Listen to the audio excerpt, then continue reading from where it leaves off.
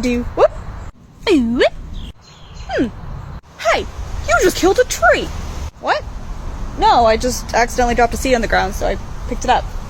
Oh yeah, a seed that could have become a tree?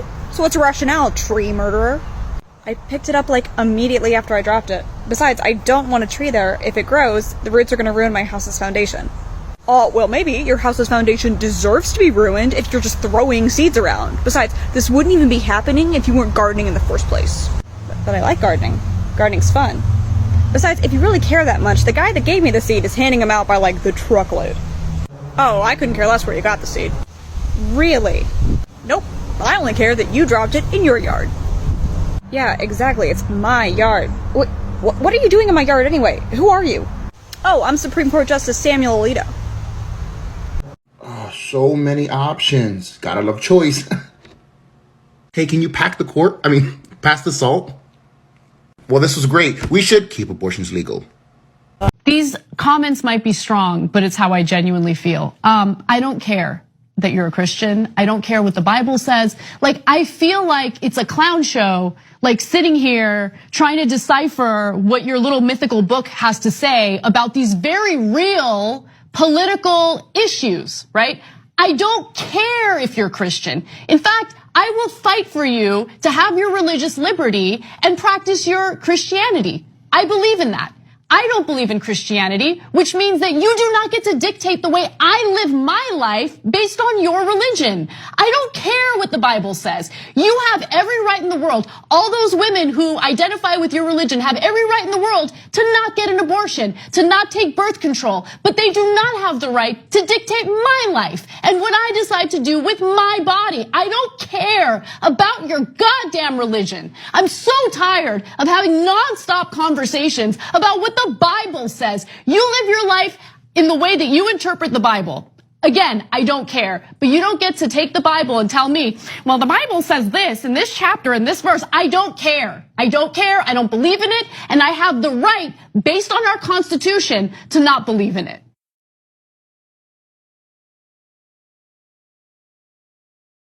Okay, so I'm going to be calmly explaining why I'm pro-choice without name-calling or attacking people for having different beliefs. Because yelling and name-calling gets us absolutely nowhere, and I want to try and get through to people.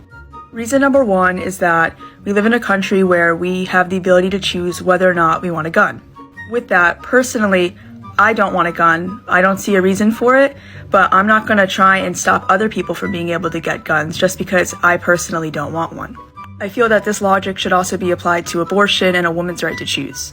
Reason number two, I feel like people are too focused on potential human life versus a fully grown woman whose life may be ruined or altered due to this. Reason number three, you can't ban abortion. You can only ban safe abortion. Women with families, jobs, and friends, and a bright future ahead of them can have their lives taken along with the fetus. And I know what you're thinking, oh, so you're admitting that it is a life. Yes, but you know what else is? That ant that you stepped on your way home. Reason number four, no one wants an abortion. They just feel like they have to get one. Based on what I've heard, it's one of the hardest things that people have had to go through, and it haunts them for the rest of their lives. And honestly, we shouldn't make them feel like shit for it. Like calling them a murderer, what's that going to do besides make someone that feels shitty already feel even more shitty? And this leads me to my next point, reason number five. Saying abortion is murder is like saying a miscarriage is manslaughter. Don't compare a woman's life-saving choice to an evil person that took a fully grown person's life. And if the fetus harms the woman, wouldn't that make it self-defense? Either way, all these examples I'm giving too, we should just stay away from these extreme words to define something that's so completely different. Reason number six, separation of church and state. We live in a country where that is crucial. Religious beliefs have no place in our laws. Reason number seven, if someone is, I don't want to get banned, so I'm just going to type it out. Although this is a small percentage of abortions, it should still be made available just in case. Reason number eight, Roe v. Wade doesn't just include abortions, it includes many other things too. Not only are you forcing someone to give birth against their will, but you're also making it harder for them to access contraceptives.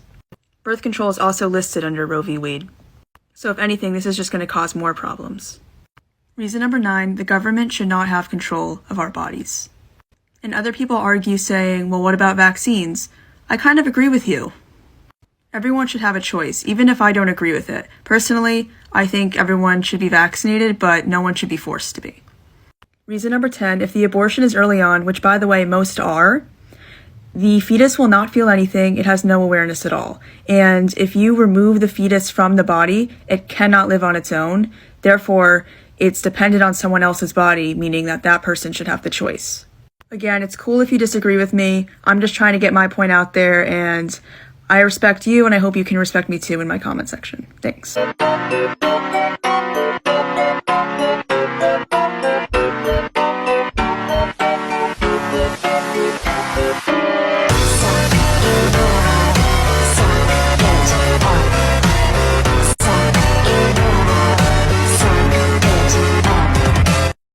So I used to be very Catholic and very pro-life, and in light of the Roe v. Wade draft, I'm going to tell you that any argument you have with a Christian that involves the safety of the pregnant person or the safety of the fetus or the viability of the fetus is completely useless, and you're wasting your time. They don't view that as a bad thing. There is nothing they love more than inspiration porn of dying women and dying babies. When I was involved in the church, I saw many videos with sad inspirational music about women who chose to keep their pregnancies despite every doctor telling them it was a bad idea and them dying, and the church viewing it as a good thing because there is nothing the church loves more than a martyr. The whole foundation of Christianity is Jesus dying and being a martyr. Most of church history that you learn is the followers of Jesus being martyrs and dying, and you're told martyrs go straight to heaven if you die for Jesus. Christians do not care about women dying from pregnancy complications, and the only thing they love more than stories about women dying is stories about unviable fetuses being carried to term. The other side of the inspiration porn is stories about unviable pregnancies, with things like underdeveloped lungs, the brain being developed outside of the skull. They love those stories where a mother decided to give birth to that child and then watch them struggle to survive for like a couple hours and watch them die in the hospital, as if that's not incredibly morbid and cruel. In this moment, it's going to be very tempting to get into it online with people and argue about abortion, but it is not worth your time arguing with people who view women as nothing more than baby incubators, and people who think that it is a woman's highest compliment to die during pregnancy. Hey, we're gonna get rid of the fire department. What? Yeah, we're just not gonna have a fire department anymore. But what if my house catches on fire? Don't do anything that would cause your house to catch on fire. But what about cooking? Don't cook. I have to cook. I have to eat. Well, if you cook, you run the risk of your house catching on fire. Okay, well, can the government at least supply, more fire extinguishers and, more smoke detectors? No, actually, we're gonna make fire extinguishers, really hard to get. And we're also taking all the smoke detectors out of your house. Okay. Well, can we at least, teach people from a young age how to properly cook and prevent fires? No, we're actually making it illegal to talk about cooking or fires at all in schools. Okay. Well, what if someone else, randomly comes and sets my house on fire? That's just God's plan. Okay. Well, if my house burns down, will the government give me money for a new place to live? Oh, God, no. Lassù in montagna, oh bella ciao, bella ciao, ciao, ciao, seppellire lassù in montagna, sotto l'ombra di un bel fiore.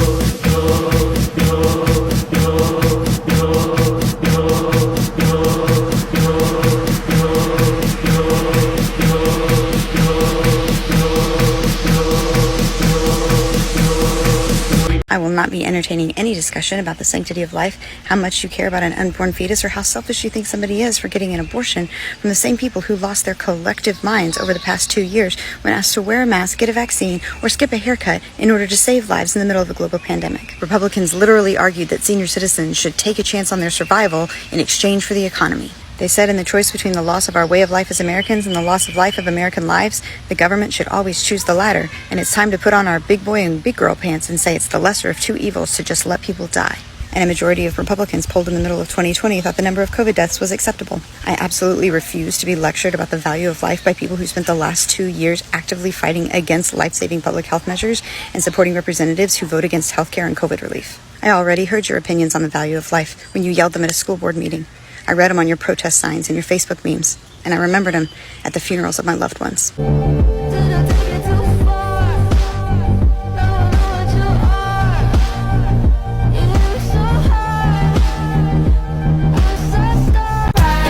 It's about damn time. In a minute, I'ma need a sentimental man or woman to pump me up. Feeling fussy, walking in my Balenciennes, trying to bring out the fabulous. Cause I give a fuck way too much. I'ma need like 2 shots in my cup. I don't care. I don't care. Okay. I really don't give a fuck. I don't care. I don't care. Okay. I really don't give a fuck. I don't care. I don't care. Okay. I really don't give a fuck. I don't care. That one of the most difficult parts about being pro-life is you're not a victim, okay? It's not difficult to be pro-life. I take away people's rights and they attack me. That's not difficult. Difficult is forcing a woman to carry a baby to full term when she's been sexually assaulted. Hi, Mrs. Jones. I'm afraid we've got some bad news. It's time to take your husband off of life support. What do you mean? I just spoke to the doctor and they said he has a really good chance. That may be true, but unfortunately the state just passed a law that you can only be on life support for 6 weeks. And after that, we have to pull the plug. But the bright side is that we've got about 5 people on the donor list that are going to live because of your husband's organs. Okay, my husband wasn't an organ donor. He did not want to donate his organs, and I don't consent. Wow, so your husband would have just been okay with murdering these 5 people? He's not murdering anybody. He's in a coma. Well, if he didn't want to be in a coma, maybe he shouldn't have been riding in a car. I mean, he knew that was a risk. Life or pro-choice? I'm gonna go pro-choice, like, towards the beginning, but, like, let's say, like, 6 months down the road, I don't think it's right. So I'm gonna say pro-life past, like, the first few months. And since we all came from a woman, got our name from a woman, and I came from a woman. I wonder why we take from our women, why we rape our women, do we hate our women? I think it's time to kill for our women, time to heal our women, be real to our women. And if we don't, we'll have a race of babies that will hate the ladies that make the babies. And since a man can't make one, he has no right to tell a woman when and where to create one.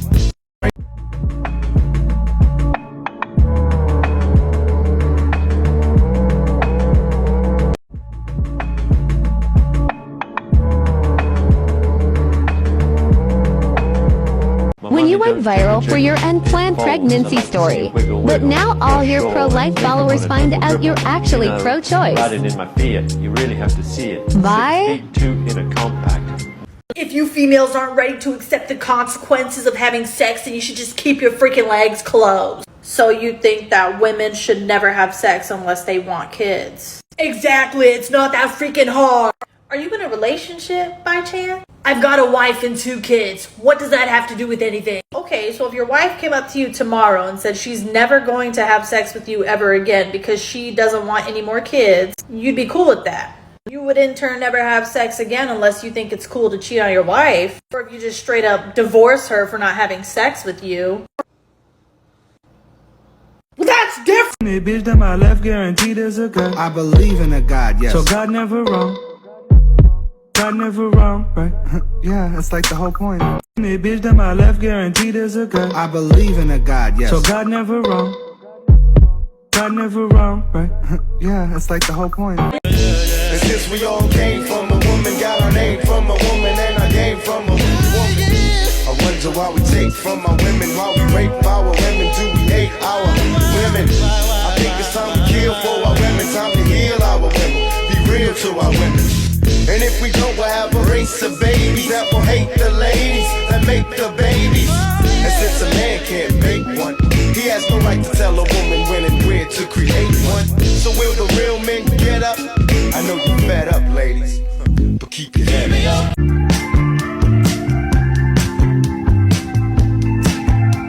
I'm mad at Disney, they tricked me, had me wishing on a shooting star. I forgot I was a bad bitch.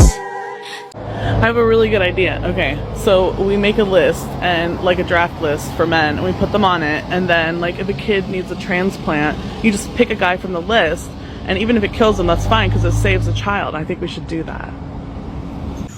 Are you protesters? You mean those dickheads with the signs and pictures of dead babies? Shit, no. Me and South Bob are pro-choice. Women's bodies are own fucking business.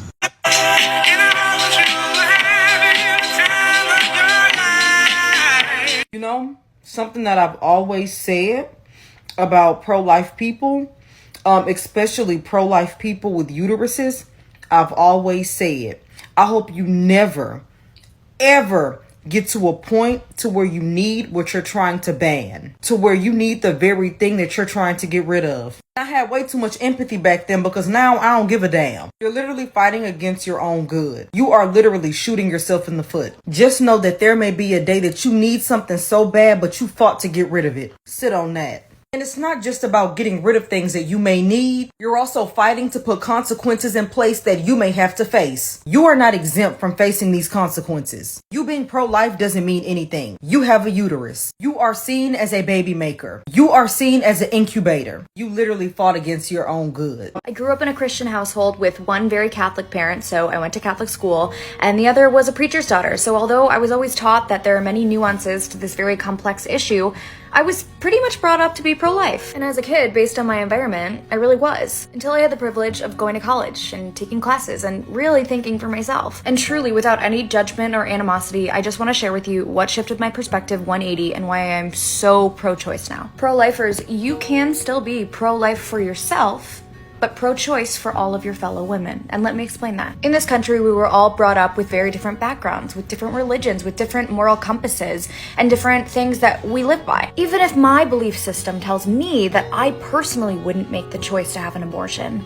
I don't get to insert my belief system on other people, especially considering I grew up with very different circumstances than a lot of the population in this country. I'm a white woman with very supportive parents. That's a social safety net and a privilege that the majority of the population just doesn't have. And in the same way that I wouldn't want a Buddhist or a Jewish person inserting their religious beliefs on me, I'm not gonna insert my Christianity on other people because that means jack shit to them, and that is their right. Forcing someone to have a baby when they don't want one is a violation of their human rights. No one is pro-abortion, okay? It's a horrible situation. It leaves tons of trauma on a woman physically and mentally. It's not the ideal situation. And what makes that situation even more horrible is not giving a woman her bodily autonomy and choice. You can be pro-choice even if you would never choose to get an abortion yourself, because choosing to go through with an unplanned pregnancy is exactly that, a choice. Hi. I used to be extremely pro-life. Like I went on the pro-life march in Washington, D.C. when I was a teenager, pro-life. And here's why I'm no longer pro-life.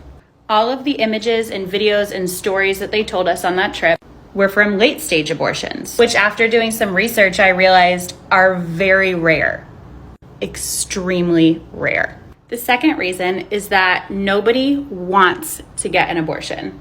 Like, teenagers are not hanging out thinking, oh my God, I hope I accidentally get pregnant so I can get an abortion. Women with existing pregnancies are not walking around thinking, oh my God, wouldn't it be great if something crazy happened with this pregnancy and I had to choose between my life and my baby's? No one is walking around asking to be raped. Deciding to have an abortion is an extremely difficult and deeply personal decision, one that I'm not qualified to make for somebody else. Having an abortion is a medical procedure. Women deserve to have respect and grace when making such a difficult life decision. And at a bare minimum, safe and clean healthcare. Okay, and the argument that some women are using abortions as birth control, some Christians are in the KKK. Some Mormons still practice polygamy. If some women are using abortion as birth control, Here's a novel idea. Make birth control free and easily accessible. I have amazing healthcare, and I can still only get 1 month of birth control at a time. Having an abortion goes against your religion because of your respect for life. Okay, then the consequences of that decision should be between me and my God. Okay, if you're still with me, the last reason I chose not to be pro-life anymore, because I looked at the data from countries where abortion is illegal. There is more death related to abortion in those countries than there is in the United States, where abortion was legal. Look it up. Do your own research. I personally hope that I am never in a situation where I have to choose between my life and the life of the fetus growing inside of my body. But that's not my choice to make for other people. Hi. They say I'm crazy, but lately I've been defending me. Cause take a look around, motherfucker, everyone's digging me. I live in a constant state of fear and misery. So last night, I told my man that I was no longer comfortable being intimate unless he gets a vasectomy if they overturn Roe v. Wade. His response was silence, which is not comforting. And he kind of looked at me like, how could you be punishing me for something other men are doing? Which is a conversation we've had a few times, and I know, red flags, red flags. What was most shocking to me is this entire comment section was people saying, oh my God, yes, like this one. This lady says, my husband is already planning on getting fixed. He volunteered. He is not a freaking dog. My God, somebody said as soon as the draft was leaked, he texted me that he was getting one for this exact reason. He said it was his responsibility since men are the ones, and then there's another reply where she's talking about men are the ones taking control of women's bodies. Are you kidding me? Listen, if you want to get one, that's great. I know people that have them, whatever. You know, it's not 100% reversible, right? Like all these people being like, oh, it'll be fine. You can't really do the Michael Scott. Snip, snap, snip, snap, snip, snap. So I feel like there's going to be a lot of men out there that, you know, try to get a reverse and then realize that they are infertile, which may not be the worst thing in the world. Now that I'm thinking about it, why am I even angry at this? Maybe this is a good thing.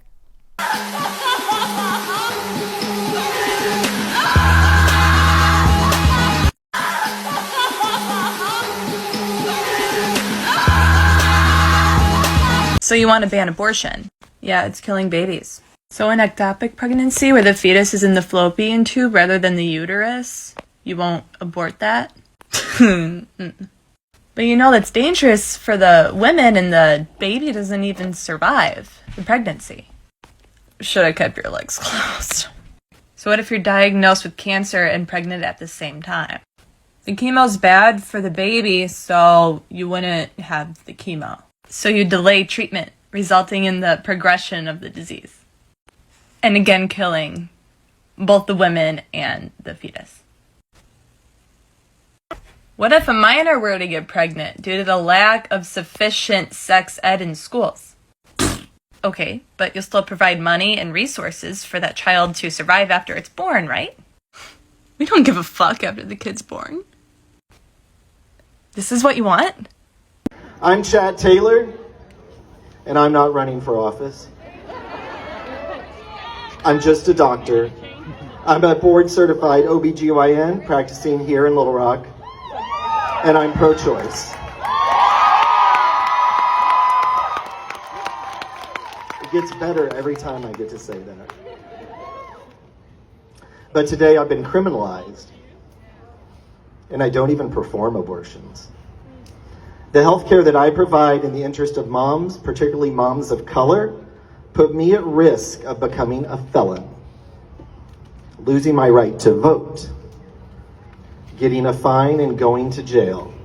And I have three little words to say. Bring it on. I just came from yet another consultation with a gynecologist trying to set up a salpingectomy, the removal of my fallopian tubes. And this doctor immediately did the thing. Immediately cut me off and said, well, you know, there's just such a high level of regret with women who decide to get sterilized, and you're so young. And I cut her off and I said, really? Is that based on statistics? Is there data to back that up? And she said, yeah. And I was like, I would love to see the data you're referring to, because I have never heard of that in my life. I have been fighting to get sterilized since I was 20 years old. I'm 25 now. And I will never consent to pregnancy. If I'm ever forced to carry a pregnancy, I will unalive myself. And still at the end of the appointment, she wouldn't schedule a surgery. She said we needed to have at least one more appointment to just talk about it, because I'm so young and things change, and so many women regret it. Stop telling people that they can just get their tubes tied instead of an abortion. It is not that easy. This is actually hilarious, because you're saying that we should get background checks, mental health, and red flag laws for abortion because you're afraid that someone might not be stable enough to get an abortion, and therefore we should make them be a parent.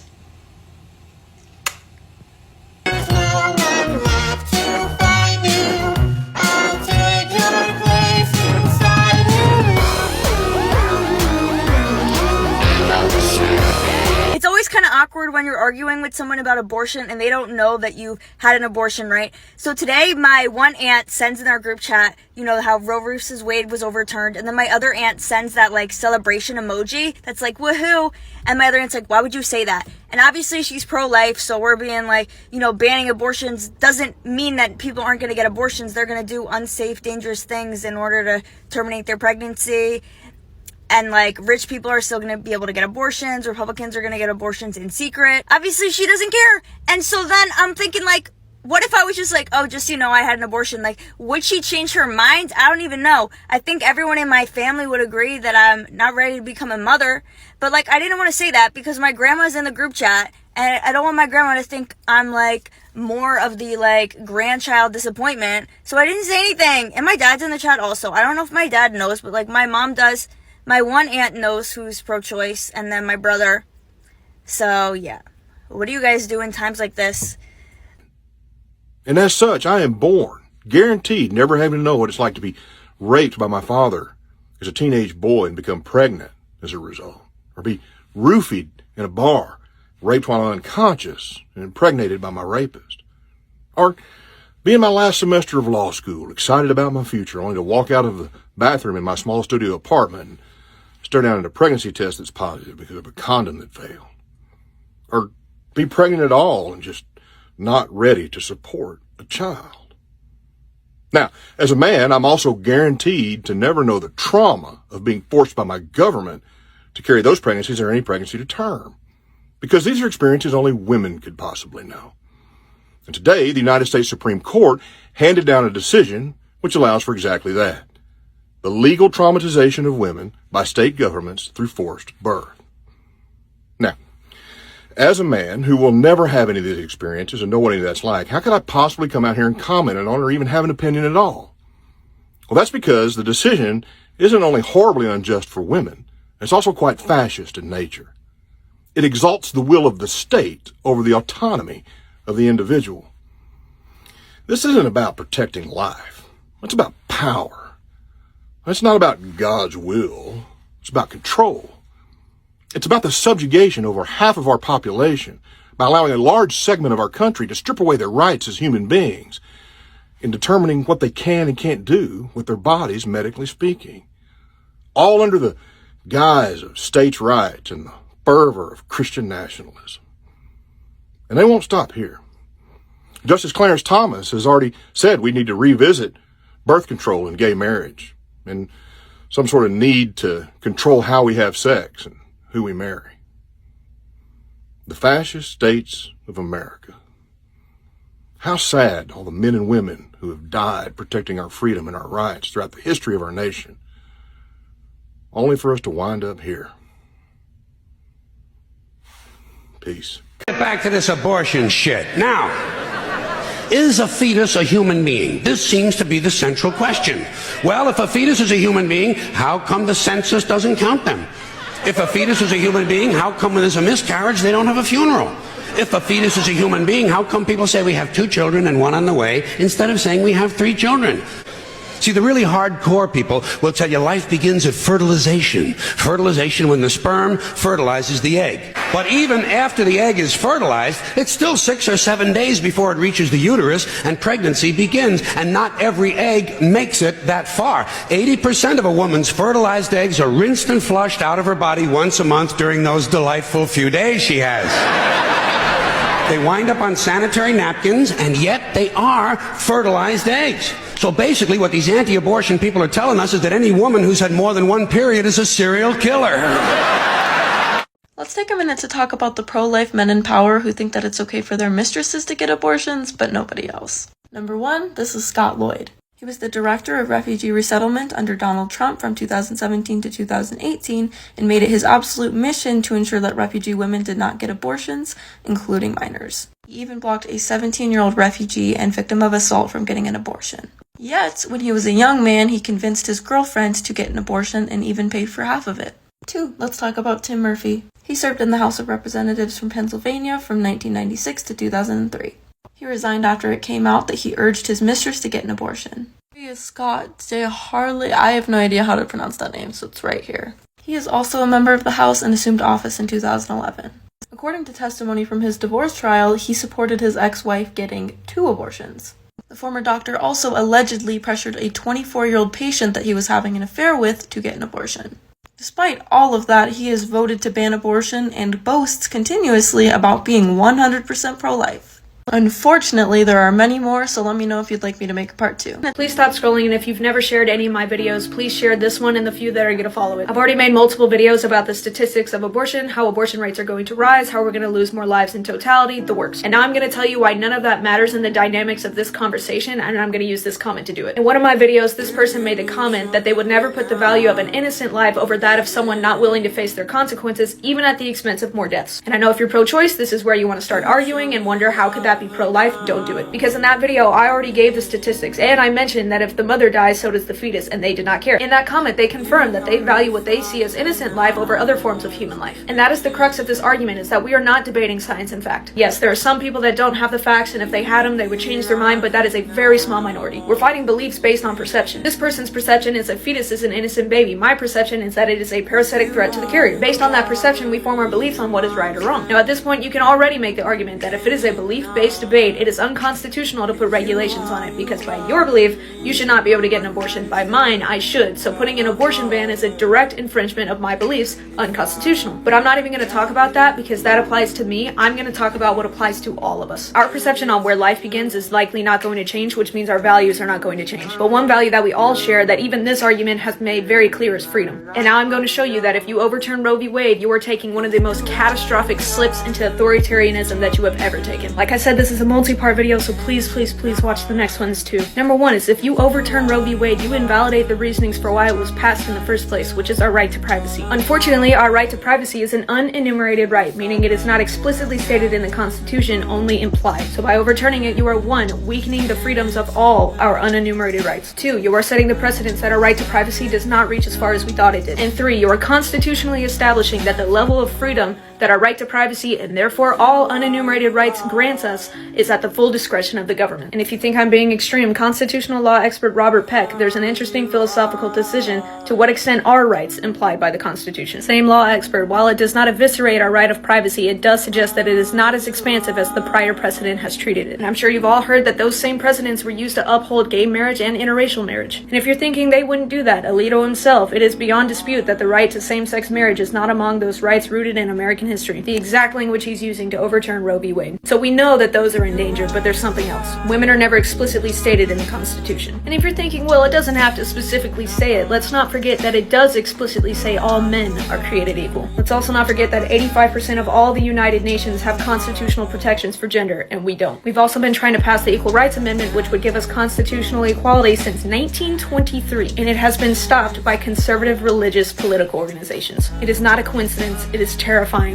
Please go to part 2. Welcome to Why Learn from History, when you can just repeat it. Today we're learning about Decree 7070, which is a decree of the communist Romanian government under Ceausescu signed in 1967 restricting abortion, contraception, and intended to create a new and large Romanian population. Modern Mirror, we all know about abortion bans, but before somebody hops in here saying they're just giving power back to the states, Mitch McConnell acknowledges a national abortion ban is possible if Roe is overturned. Legal experts also saying it's going to usher in a new era of restricted access to birth control as well. Makes sense with states like Idaho considering banning Plan B, Tennessee wanting to overturn a case that expanded access to contraception for unmarried people, Louisiana that would classify abortion as homicide and likely restrict access to Plan B and IUDs. We can't forget the Arizona Senate candidate running on the campaign to remove our access to birth control, including condoms, because the Catholic Church says he should. As far as population increasing, Alito referred to babies as a domestic supply of infants that was too low, making them a commodity in the supply-demand chain and making pregnant people vessels in which to incubate them. This is also a direct practice of chattel slavery, in which the state was allowed to violate your marriage, impregnate your wife, and steal your babies in order to serve the interest of the white masters and their financial gain in the slave trade. Before 1967, Romania did have a lot of abortions, but this was because of poor access to contraceptive methods.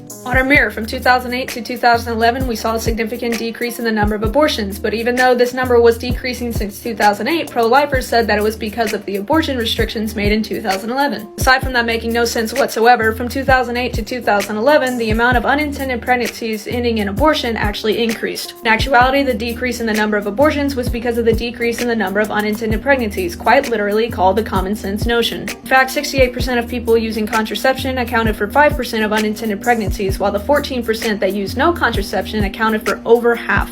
At the time of the enactment, Romania's birth rate was at an all-time low, and while they blamed it on the fact that abortion was legal, it was actually because of the standard of living. Modern Mirror, half of Gen Z doesn't want to have kids, largely because they aren't financially secure and feel they never will be. Can't blame us, the federal minimum wage hasn't moved from $7.25 an hour since 2009, even though the new living wage is defined as $16.54 an hour. Since then, the cost of living has also increased by 20%. Our national child care cost is unaffordable for 63% of full-time working parents, and should they choose to leave the workforce, they can risk losing up to 3 to 4 times their salary. Not that they can leave anyway, America is one of the literal only countries that doesn't have government-mandated paid leave for new parents. I'd be remiss if I didn't add America is the most expensive country for childbirth. Gen Z also doesn't want to pass their mental health issues on to their children. Of course, America has the worst mental health-related outcomes and are most likely to report access or affordability issues between all high-income countries. They also don't want to bring their children into a society that doesn't care about climate change. I bet you didn't even hear about the scientific rebellion this past April. NASA scientist chained himself to a JP bank begging corporate America to care about the climate before it's too late. But of course the government sees us as a future generations vital for funding Social Security and Medicare for the elderly. Let's see how this worked out for Romania. Part 2. Welcome to Why Learn from History when you can just repeat it. Decree 770. Romania enacts the decree not because of moral reasons, but because they wanted to increase the population. Important to note that even the communist regime had exceptions for rape, incest, and life-threatening procedures. But in America, the land of the free, 11 U.S. states have made no such exceptions for rape and incest. In fact, in Ohio, Republicans said the impregnation of a teenager through rape was an opportunity for that child to become a productive human being. Let's not forget that Missouri tried to ban ectopic abortions, which is not a viable pregnancy and if untreated would kill the mother. They have since remove those provisions because they realized they were fucking idiots. However, less doctors are going to be trained in abortion, which is the exact same process needed to know how to perform ectopic abortions. In order to enforce this decree, Romanian society became strictly controlled. Women were forced to be monitored monthly by a gynecologist and secret police were deployed. Modern Mirror sounds pretty similar to apps getting ready to sell your data to track your cycle as well as suspicious activity in people with uteruses. Also sounds similar to the vigilantism secret police being encouraged in Texas by private citizens, since anyone, even somebody outside of Texas, can sue an abortion provider or anyone else who helps someone get one for $10,000. Romania then restructured their sexual education, focusing primarily on the benefits of motherhood. We already talked about politicians saying that rape is an opportunity. Modern Mirror, massive amounts of literature about sexual education and gender identity are being pulled from our schools. In Texas, this included directing schools to report the possession of more than 800 titles, including 12 dozen books about Roe v. Wade. Reminds me of the Don't Say Gay bill, which prevents children and teachers from discussing anything related to sexuality or gender identity. In tandem with that, adolescents who receive comprehensive sex ed are significantly less likely to become pregnant. Schools that teach issues on gay, lesbian, and transgender issues also report a safer school environment, but despite that, only 38% of high schools and 14% of middle schools teach all comprehensive sex ed topics. I wonder why they would want to stick with an approach that increases teen pregnancies and encourages harassment. This decree in Romania did result in a baby boom, and then it immediately decreased as wealthy women began getting illegal contraceptives and bribing doctors to perform abortions. Unwealthy women simply did their own abortions, and the mortality among pregnant women became the highest of Europe during that time. Modern mirror, who else do I know that has the highest maternal mortality rate of all the developed countries? Oh yeah, the United States. Again, abortion bans are going to affect our marginalized and low-income communities the most, so when they can't afford to travel to get an abortion, a similar pattern will happen. In Romania, many children born in this period became malnourished and ended up in grievous conditions, which led to a rise in child mortality. Modern mirror, speaking of having higher mortality rates than everybody around you, America ranks 33 out of 36 on child mortality. Modern mirror, I don't know how many times I have to say it, kids in the foster care system are 28 times more likely to be abused and 4 times more likely to be sexually abused. As a result of the orphanages being overrun in Romania, most of them were actually not orphans as the name implies, but simply children whose parents could not afford to look after them. While we don't have those stats yet, considering that 60% of women have their abortion in their 20s and we just established almost half of Gen Z doesn't want to have kids for financial reasons, why learn from history when you can just repeat it? Decree 770. Romania enacts the decree not because of moral reasons, but because they wanted to increase the population. Important to note that even the communist regime had exceptions for rape, incest, and life-threatening procedures. But in America, the land. Part 3 of why learn from history when you can just repeat it? Decree 770. So what happened after he made his abortion ban? Was he loved? Was he revered? Nope. Europe was the only East European communist country with strict anti-abortion and anti-contraception laws, and it is also the only country whose ruler was violently overthrown and killed at the end of the Cold War. As of today, there's no modern mirror for that one. To be fair though, there were other parts of his totalitarian rule that would promote violent reaction, including lack of associational life and legal gatherings, a more extensive system of special police than any other state in East Germany, and a cult of personality. Modern mirror, focusing on the cult of personality, we know that Trump is directly responsible for the overturning of Roe v. Wade, as he directly stated that it was his intention. Well, in the matter of whether Trump has a cult following or not, I'm going to read this quote from Stephen Hassan, a cult expert. The answer is decidedly yes. Trump, he holds, has all the characteristics of a cult leader in his followers, the qualities of a cult. From the all-consuming devotion to a single malignant narcissist to the daily consumption of alternate facts to immunize them against cognitive dissonance. Anywho, in Romania after 1990, when abortion was legalized, the abortion rate was very high, but then it gradually decreased as more couples started using contraception. Modern mirror, after Roe v. Wade, abortions did increase, but then as contraception became less taboo, they have decreased to the point of below their original 1973 level. So there you go, the history of a country that legalized abortion, recriminalized it, and then legalized it. It ended in economic despair, higher class divisions, higher mortality rates for children and mothers, and the overthrow of the totalitarian government. That's interesting. But hey, why learn from history when you can just repeat it? So, quick little update for Elevated Access. And those who don't know, Elevated Access is a group of pilots that are volunteering their time, skill, aircraft, and resources to provide transportation for reproductive health care and gender confirming care. So, a quick little update. We've raised over $7,500 in donations. We've got dang near 50 pilots.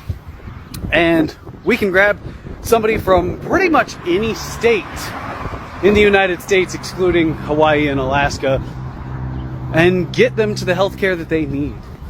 So, if you know anyone that needs reproductive health care, gender confirming care, and they can't get it in their state or their location, direct them to us at elevatedaccess.org. And another quick little update.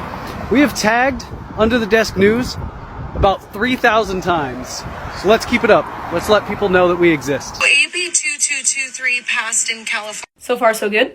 Murder babies up to 28 days after their... Absolutely incorrect. What it specifies is that the investigations attempting to charge these people with civil or criminal penalty based on their miscarriage, stillbirth, abortion, or perinatal death will no longer occur. It's protecting people from incarceration, as the existing law requires a county coroner to hold investigations into the circumstances of those stillbirths, miscarriages, and abortions. Now, where people got confused and subsequently did absolutely zero research is the original draft said including miscarriage, stillbirth, or abortion, or perinatal death. Yes, that phrase can refer to a death that occurs after birth, but it can also refer to a fetal death. And because the Assembly Judiciary Committee said that that language was not clear, they amended it. It now says perinatal death due to a pregnancy-related cause, constricting it to the time frame of the pregnancy itself. And if you're still like, I don't know, Kiara Bridges, professor of University of California, Berkeley School of Law, says that even before adding the language, it's absurd to think it would legalize infanticide. No judge in the world would understand the killing of a baby that's born and outside of the uterus as a pregnancy outcome. But I wonder who's spreading that kind of misinformation. Oh, American Faith, the pastor of a megachurch, or the member of Donald Trump's campaign legal team. What an interesting but completely predictable demographic.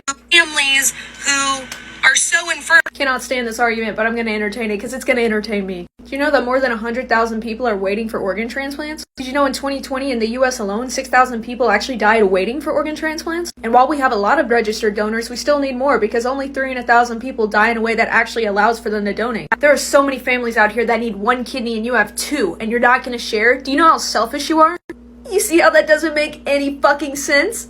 By the way, even if you do die with completely viable organs, they can't take them unless they get explicit consent from the family or the person before they die. Who'd have thought in 2022 corpses would have more rights than us? Also, of all the people turned away from abortions, only 9% of them actually chose adoption afterward, meaning this belief that forcing people to remain pregnant is somehow going to fill your orphanages is completely unfounded. By the way, people turned away from abortions also suffer from financial distress. Vice versa, people that are given access to abortion have huge educational and workplace gains. And aside from all that, you and Amy Barrett seem to think that giving a child up for adoption is an easy thing. A young woman's testimony that did give a child up for adoption, I had an unbearable load of guilt for being the mother my son had to have. He didn't get to choose either. For this woman, I don't know what makes her think a mom could just walk away and return to her normal life as is with no regard to what huge undertaking and stress has just occurred. Even adoptee advocates suggesting that adoption is a replacement for abortion is, quote, infuriating. Or we could listen to the sociologist that says people simply moving on after giving a child up for adoption is not something, quote, I have ever seen in my research. They can also suffer from PTSD, self-punishment, and unexplained secondary infertility. Not to mention relinquishment is also traumatic for children, and it's also racist. Black children take longer to get adopted, and dark-skinned black children take longer than light-skinned. Men are gonna be sterile by 20. Good news for literally every other species on the planet, right? But seriously, what's causing that is endocrine disrupting chemicals in our environment. And I mean everywhere from our food to our shampoo to our floors. So hey, it's not women's fault. All know that the Supreme Court is very likely to overturn Roe v. Wade this summer. And a handful of states are getting a jump on things by rushing to ban abortions now. Idaho, who just banned abortion after 6 weeks. Tennessee, who's about to pass a bill that will ban all abortions. Oklahoma's got this doozy. Florida. Soon West Virginia, Arizona. Who's funding the Republican lawmakers introducing these bills? 6 huge companies are at the top of the list, who also claim to be huge supporters of women. You got CVS, who's working together to support the unique health needs of women, but has donated $27,600 to the backers of these bills. AT&T, they say they're working to cultivate an environment where women can thrive, but have donated almost $43,000 to the lawmakers behind these bills. Merck, nice words, but $44,000. Comcast NBC, who's also made some very good outrage statements, then given $124,000 to the co-sponsors of Florida's 15-week ban. United Health, $23,500. Anheuser-Busch, $15,000. If you care about reproductive freedom and hate hypocrisy, go to my toolkit and send these this. Hey guys, latest update. I apologize for my voice. I am very, very sick. First of all, we have officially reopened the forum looking specifically for leadership, people that want to be leadership within the organization. So go to the link in my bio. That will be the first thing in the link tree. It says leadership interest for RRR. These are some of the roles that we are looking to fill. If you feel that you could fill a different role and it was not listed, you will also have an opportunity in the question beneath that to explain what role you think you could fill. If you are interested in being leadership, please fill it out. If you know somebody that you think may be interested, please share it to them. The more people we can get filling this out, the better. If you already filled out the initial contact form with the intention of being more of a primary role within the organization, I would highly recommend you go ahead and fill this one out as well.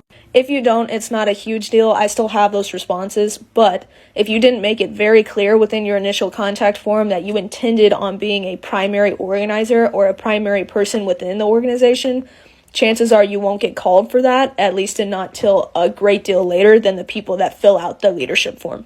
I should also let you guys know that back in 2020, myself and these organizers actually co-founded an organization in Shreveport, Louisiana called We the People. It started just from organizing a protest for the Black Lives Matter movement within our own city, and then it kind of transformed into us wanting to do social activism in general for our city, and then of course it fell off because all of us moved away, we had different life experiences, whatever. However, we still have many of those connections from We the People, and so we're looking to restructure that organization into an action network. In this case, an action network would refer to a centralized location where we have resources to other organizers throughout the nation and other organizations throughout the nation. So basically, a resource center. So in the background, that's what we've been working on. We've been getting in touch with people that we have direct connections to, as well as just sending feelers out there for any organization that we feel meets our criteria that would want to partner with us. If this feels like it's going a little bit slow, I apologize, but we're doing that on purpose. When we made We the People, the whole climate was exasperated, and we made the entire organization within the span of about a week. And thus, as I just told you, it was largely unsustainable. And right now, the social and political climate is very similar to how it was in 2020, and we are doing everything in our power not to create something out of chaos and havoc that is unsustainable. So I know you guys are very eager to help, and I very much so appreciate it, and we need every single one of you. But right now, we need to build a very solid leadership and resource base, and then evolve upwards from there. I swear to you, I work hours on this every single day. So it's happening. It's just happening at a pace that will make this effective and sustainable. Also, if you made it this far, and I hope you did, what would you guys think about changing the name from this, Road to Reproductive Rights, to this, Road to Reproductive Rights? Yeah? Yeah? What do you think? You guys have no idea how true this statement is. I already have more specific stats on this in a previous video, but almost half of Gen Z doesn't want to have kids, and this is prior to the threat on Roe v. Wade. When I saw this comment, I immediately wanted to know the analytics behind it, so I went to Google Trends. Google Trend allows you to search for terms and phrases and see how often it's being searched in a specific region and time frame. Before I even got there, I already found this article, female sterilization searches shoot up in the US. The parameters of my search were in the past 12 months and in the United States, so let me just show you a few. Get tubes tied. You see that spike right there? Yeah, that's early May, i.e. when the opinion draft was leaked. How to get your tubes tied? Spike in early May. How old do you have to be to get your tubes tied? Spike in early May. Get a vasectomy? Spike in early May. How to get a vasectomy? Spike in early May. Should I get a vasectomy? Spike in early May. Also, y'all be searching that a lot. Tie my tube? Spike in early May. Female sterilization? Spike in early May. Now, I also searched for another term because I was interested to know if there would be any similar patterns, and that term is birth striker. The term birth striker actually comes from the climate crisis movement, which is people that pledge not to have children until significant climate justice is achieved. And the whole motive behind that movement is if we fear so deeply for our planet's future, why would we bring children into it? And that exact same sentiment is being heard in the cries of people with uteruses everywhere. Maggie from El Paso, quote, "It makes me scared for the future. Every woman or AFAB person, particularly those who live in the South, should be very worried for their future." And yes, indeed, there is a spike in early May for birth strike. This is the part that these crusty-ass men are not seeming to understand. When you pass these abortion bans, you create a deep and unsettling fear, and we turn to the most permanent options to prevent that fear from becoming a reality. They are creating a counter-movement of people that would rather choose sterilization over pregnancy out of fear. Quote, "If women aren't already sterile or don't get sterilized as soon as possible, lives are going to be lost." Even medical professionals are acknowledging the increased mass interest in sterilization. They are pushing people who wanted to have children away from pregnancy, which I find deliciously ironic because that's not how you're going to reach your domestic supply of infant quota, now is it? And this whole debate is exposing one of the most fundamental flaws to the forced birthers argument. They love to sit here and say, well, if you don't want children, get your tubes tied. Aha, the abortion debate highlights challenges people face to get their tubes tied. Because even assuming that you can afford that surgery, requesting it does not mean that you're going to get it. Women have been denied the procedure for a multitude of reasons, from being too young, unmarried, or having only one child. Use your anecdote of doctors in Indiana having a policy of making a woman's father sign for consent if they were unmarried. This woman at age 26 with doctors trying to talk her out of it. This woman who was told she needed her husband's permission before she could get her tubes tied, and it's not an uncommon story. Of course, vasectomies have never required spousal consent. It's almost like they see us as property in incubators. You also might have noticed that part about a woman being forcibly sterilized because her husband requested it without her knowledge. Which brings up another big issue of POCs in America historically and currently being forcibly sterilized. The United States has a long and largely unknown history of forced sterilization, primarily directed towards poor women, disabled women, and women of color. I'm gonna write a piece about this because quite frankly, I'm not seeing enough talk about it. So if you have a story that you want to share about this or anything I talked about, there's a Google form that you can fill out in my bio. Hey, you cut your hair short. Yeah, I did. Looks good. You really pull it off. Thank you. It's actually my favorite haircut I've ever had. Yeah, it's dope. I think you'd look better with long hair though. Like, it looks good, but with long hair, yeah, you'd look way better. Oh, damn, you think so? Yeah, you'd be even sexier than you are now. Damn, well, it's a good thing I'd never be interested in you, huh? Yeah, like, whew, that's a close one. I almost disappointed someone that I gave a fuck about. Oh, okay, so that's how you're gonna be now? I mean, we were this close to that unsolicited opinion mattering. Oh, okay, that's why you're fucking ugly. Didn't you come here to talk to me? That's why you're alone. That's why you're alone, you stupid bitch. But your criteria for being ugly is being alone? Yeah, that's why you don't have anyone. But didn't you come talk to me because you're alone? This is why you don't deserve equal pay. But I am so disgustingly ashamed. If you haven't checked out Bearded Skeptic's content before, I recommend you do. He's very open about his conservative upbringing and how that affected him, and his transition into being far more left than he ever realized that he would be. And the talking point in this video in particular is very important to me. Now, of all my family members, I'm definitely the farthest left leaning, but most of my family members just never discuss politics. So I didn't really come up in a conservative upbringing, but the culture of my town was beyond conservative. And I've talked about the fact in previous videos that I've done and said things that I am not proud of, and if the person I am today looked back on the person I was then, they'd probably be disgusted. And what's crazy is when I think back to that time period when I was definitely hurting people with the things that I said, whether directly or indirectly, I know I wasn't doing it on purpose. I just genuinely was not thinking. I wasn't taking a moment to accept that there were realities that existed outside of my own perception. Now, a good thing is that there's a lot of people, especially in our generation, Gen Z and millennials, that are growing up and recognizing these internal biases, recognizing the danger of the language that they're using, and they're rectifying it. But for me, this is where performative allyship really comes to the forefront. Because me learning that what I said was wrong, should not be the end of the trail. That shouldn't be when you give yourself a gold star. That should be the start of the hike. In simple terms, the way I like to put it is something I actually heard somebody else say about something their ex said to them that stuck with them forever. The ex told them that they were upset because that person got to walk away having learned a lot of great lessons from the relationship, while they got to walk away having to unlearn lessons from the relationship. And anybody that's ever been in any kind of abusive relationship understands what that means. And to me, that translates perfectly to the concept of this video. Is it a great start that people like myself understand what they did in the past, what they said in the past was wrong, and they rectify that and they stop doing that? Sure. But you gotta understand that you had to learn that at the expense of another community. And again, it might feel different to you when you look back and say, oh, well, I didn't have real malice the way that other people did. I was just repeating something without thinking about it. That might feel different to you, but to the community that you are hurting, it does not matter, because nothing you say or do exists in a vacuum.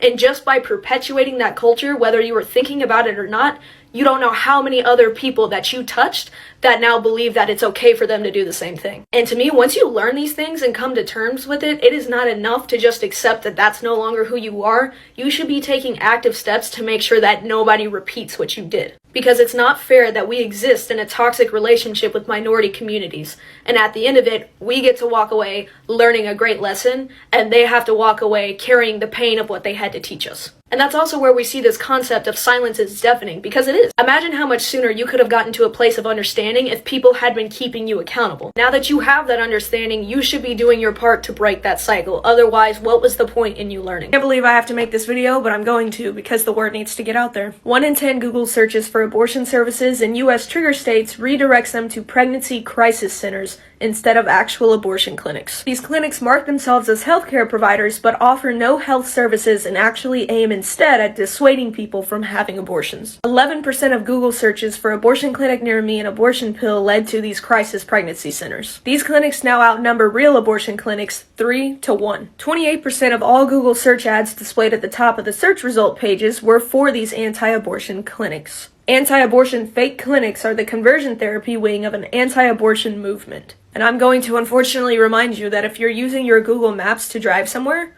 that means you have your location services turned on. So I did some research, and there's already an initiative called Expose Fake Clinics. There they have all the information about the locations of these clinics, as well as what you can do to start exposing them. And while you're here, I wanted to let you know that we do officially have a page for Road to Reproductive Rights. And along those same lines, we are still looking for leadership for Road to Reproductive Rights. So if you're interested, again,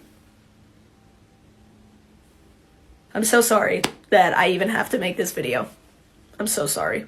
I'm sure you guys have heard, but if you haven't, and I'm so sorry if this is the first time you're hearing it, Roe v. Wade was officially struck down by the Supreme Court today, which means 50 years of access to healthcare that we've enjoyed, that was fought for by our grandparents, is now gone. And of course, the implications of that is that in 26 states, abortion is expected to be banned entirely or severely restricted. But those states can go fuck themselves, because I'm going to tell you how you can get an abortion pill no matter what state you're in. So a friend of mine shared this information. I'm going to share it with you. This is mayday.health. So if you want to get to this website, mayday.health.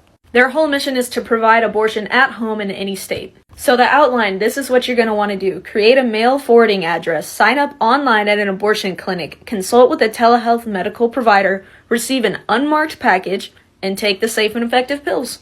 So by the way, this is also their Twitter handle, but breaking down those steps. Number 1, create a mail forwarding address in a state without restrictions on telehealth abortion. That includes Colorado, Illinois, and many, many others. Step number 2, visit an online abortion clinic using your new mail forwarding address. There are several that are convenient and cost less than half as much as going to a clinic. That is true. Step number 3, after you've had that consultation, pills will be sent to your new forwarding address in an unmarked discreet package arriving at your local address. These pills are safe and effective. 99% of patients have no side effects. It's 97% effective at terminating pregnancy during the first trimester. They're already used in 50% of abortions, and I want to pay special note to that last part. Physically the same as a natural miscarriage.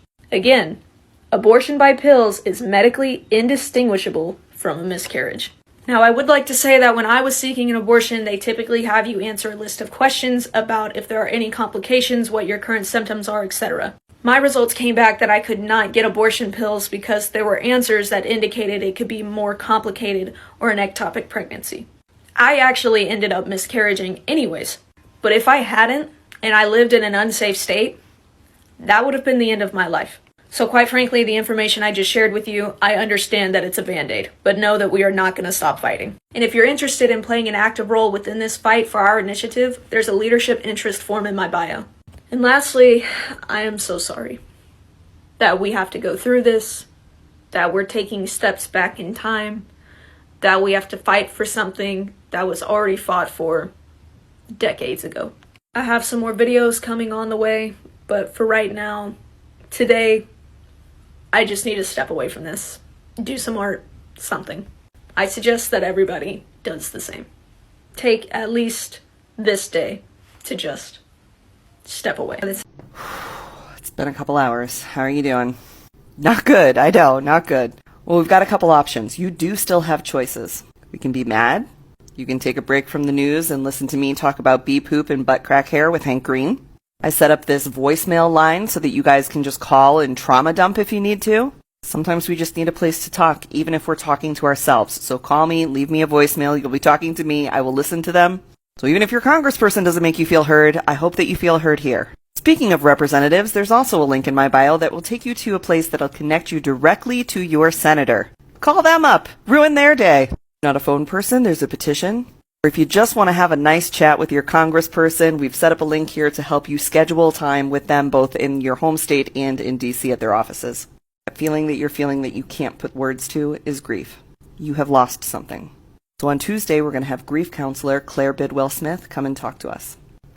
Hot topic now, but it wasn't always until the IRS told America that they had to stop being racist. So strap in for the history of the attack on Roe v. Wade and how we're seeing it come to fruition today. One of the most durable myths in recent history is that the conservative evangelicals and fundamentalists emerged as a political movement in response to the U.S. Supreme Court's 1973 Roe v. Wade ruling. Bullshit. Both before and for several years after Roe, evangelicals were overwhelmingly indifferent to the subject, which they considered a Catholic issue. In 1968, a symposium sponsored by the Christian Medical Society and Christianity Today refused to characterize abortion as sinful, citing individual health, family, welfare, and social responsibility as justifications for ending a pregnancy. In 1971, delegates to the Southern Baptist Convention in St. Louis, Missouri passed a resolution encouraging Southern Baptists to work for legislation that will allow the possibility of abortion, including under conditions such as the likelihood of damage to emotional, mental, and physical health of the mother. The convention reaffirmed that position in 1974, 1 year after Roe, and again in 1976. Although there was some criticism, the response was overwhelmingly silent or approval.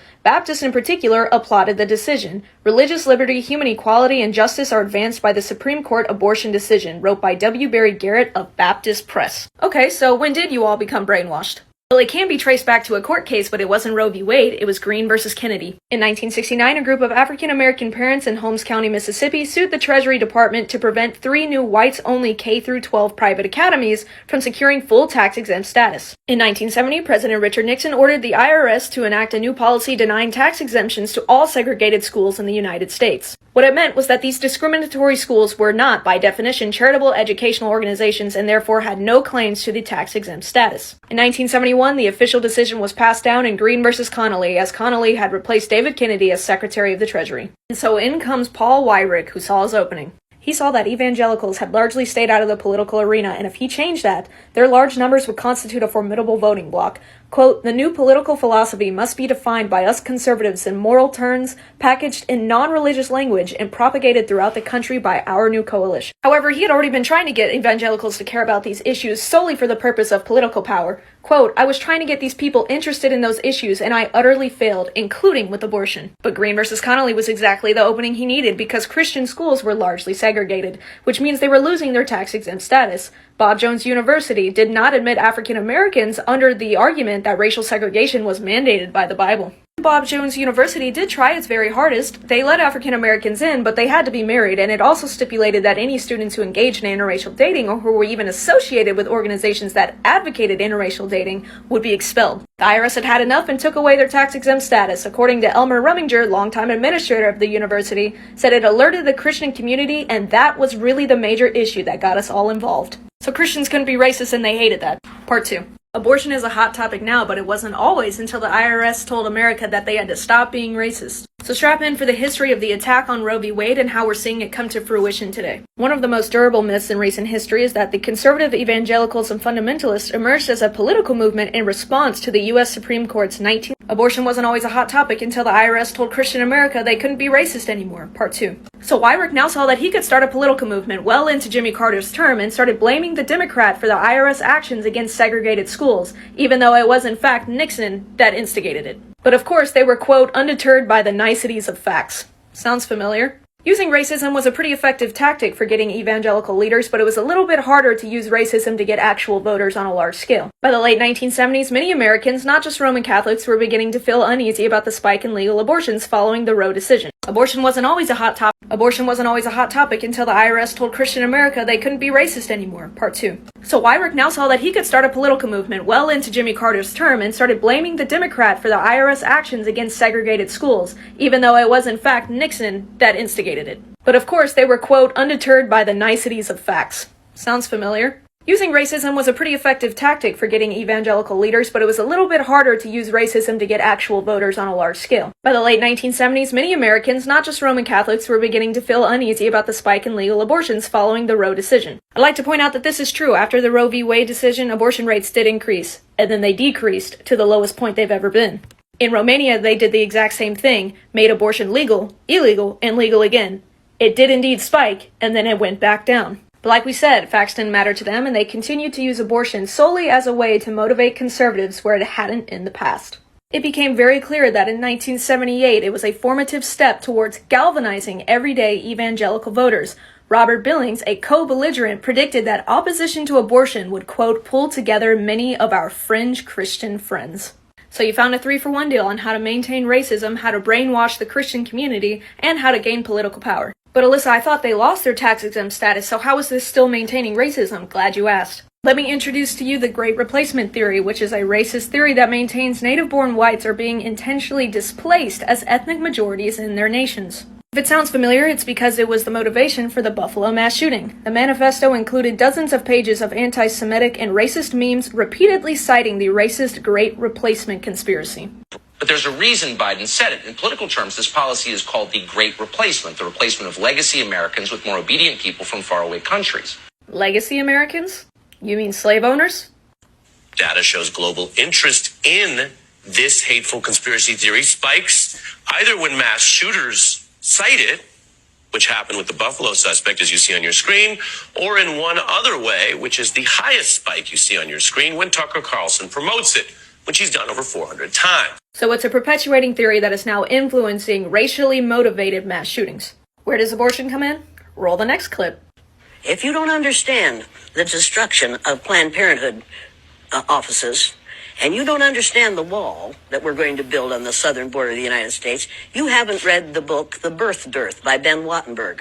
Ben Wattenberg was a brilliant Jewish man who was a member of the American Enterprise Institute, and he wrote a book, the first paragraph of which says, the main problem confronting the United States today is there aren't enough white babies being born in this country. He wrote the book in 1987. 1987. He says if we don't change this and change it rapidly, white people will lose their numerical majority in this country, and this will no longer be a white man's land. Telling you almost exactly what he says. He says there are 3 things we can do to... Now that abortion wasn't always a hot topic until the IRS told Christian America they had to stop being racist. Part 4. Go watch the other 3 videos to understand how we got into this point of history, and now let's see how in modern times we're seeing these quiet conversations become very, very loud. President Trump, on behalf of all the MAGA patriots in America, I want to thank you for the historic victory for white life in the Supreme Court yesterday. Miller's spokesperson says she misspoke. I just want to say here that even if by chance she did misspeak, That's not the face of a man who thinks she did. Or how about this tweet from a US Senator telling Barack Obama that we should now work on undoing Plessy versus Ferguson and Brown versus Board of Education. Plessy versus Ferguson was the court case that upheld the precedent of separate but equal. Brown versus Board of Education was the case that established segregation in public schools is unconstitutional even if they are equal. So a current US Senator just said to our only non-white president, a black man, that we should reinstate unstipulated segregation. Now I'm going to show you some clips from a video made by Tizzy Ant, amazing creator. Everything we're going to be referencing is from the report of the Permanent 2022 Platform and Resolutions Committee. Everything we're going to be discussing is from the report of the Permanent 2022 Platform and Resolutions Committee posted on texasgop.org. Obergefell v. Hodges should be thrown out. That is the court case that made gay marriage in America possible. They want that gone. No more gay marriage. They also want the definition of marriage to be made as a God-ordained and only between a biological man and a biological. God ordained. That sounds like a theocracy to me. In item 244, voting rights, which is looking to repeal the Voting Rights Act of 1965. The Voting Rights Act of 1965 was a piece of federal legislation that prohibits racial discrimination in voting, so they'd like to bring that back now, please. Line item 29, they believe that the Equal Rights Amendment was not valid after March 22nd, 1979. So if it's not valid, it shouldn't be acknowledged or enforced. Yep, that American Rights Amendment, the one designed to guarantee equal legal rights for all American citizens, regardless of sex, and end legal distinctions between men and women in matters of divorce, property, employment, and other matters. I bet all you evangelical Karens are gonna feel fucking played when your husband takes away your bank account. By the way, just so you're aware, women didn't get the right to own a bank account until the 1960s. Just a fun fact. While Loving v. Virginia, the ruling that made interracial marriage wasn't listed there, I think that's just an oversight. You know, I don't know. I just have a gut feeling that there's a reason that they don't want to bring that case up to the Supreme Court. I want to make this disclaimer now that I think the Republican Party is filled with extremists, and I don't believe they represent even the majority of what Republican voters want. I also have just as many problems with the Democratic Party. They had decades to codify Roe v. Wade, and instead they let it fall and then proceeded to send me 15 emails a day about how it was my responsibility to rush money to their party so that they could save it. So anyways, there you have it. Abortion wasn't always a major topic until the IRS told Christian America they had to stop being racist. We warned you. You should have cared about women. Hey you guys, it's been about a month since I gave you the last update for Road to Reproductive Rights, so here is everything you need to know about what's been going on behind the scenes. So starting off, our team has created the space to meet every other week. We felt this was the most effective way to get everybody together as consistently as possible because we all have full-time jobs or we're in school. Broadly speaking, when we come to these meetings, we have a list of action items that we assign from the previous week of steps we were supposed to take, research we were supposed to do, whatever it is. We'll come together, discuss those, analyze anything we need to analyze, decide on structure, and then we'll do the same thing again every single meeting. So now I want to share with you some of the things that we either have in progress or have pretty much finalized through these meetings. Number one is we have finalized the packet of questions that we're going to ask for leadership, and we've also developed a process of how we want to go about onboarding. However, we have not reached out to interview anybody for leadership for a couple of reasons. One is we actually haven't received a lot of filled out forms for leadership interest. So if you are someone that wants to fill a role like that, please go ahead and fill out that form. There's a link in my bio. But two is we also want to have our structures and our processes a little bit more defined before we just onboard people into this ambiguity. Because while any MPO is going to have to learn how to traverse ambiguous situations in an ambiguous workspace, we can definitely minimize how difficult that's going to be. And leading off of that, one of the other things that we are working on right now is just a lot of research. We've been compiling a list of resources of mutual aid networks that are already in place, whether that's on a national scale or a more localized state or city scale. We've then been tasking individuals within the team to do more thorough research on specific organizations, learning things that could be valuable, what we can take from their processes, and what we can use to implement in our own. The goal there is to take all this information and use it to make an informed decision so that our processes and our structure can mirror that of organizations that are already implemented and already effective. We've also been compiling a list of organizations that we might want to partner with in the future. Once again, we have all of this a little bit more defined. We're going to be reaching out to them. We've already reached out to some that are on a local level and we already have that relationship established, but we like to go a little bit bigger than that as well. We've also started our social media platform. It's Road to Reproductive Rights both here and on. Go follow us over there. We haven't posted anything yet, but that's because I want to get your guys' feedback before we do on how we're planning on structuring those platforms. We're wanting to format those platforms as more of an informational hub, meaning there are already a ton of creators talking about this issue from multiple different perspectives. Our plan is to share their videos with permission, of course, so that we can have a centralized page of this wealth of information, as well as redirect people to different creators with different perspectives. Let me know what you guys think about that in the comments. I am also working on writing a piece about fear-induced abstinence, which a ton of people submitted forms for, so thank you so much for that. I plan to have a draft of that done by this week's meeting. From there, we'll review it. After it's been reviewed, I'd like to send an initial copy to anybody that filled out a form and contributed to it, and then from there, we'll work on getting it published. So that's about it. If you're interested in leadership, go fill out the form. Let us know in the comments what you think about our social media plans, and go follow.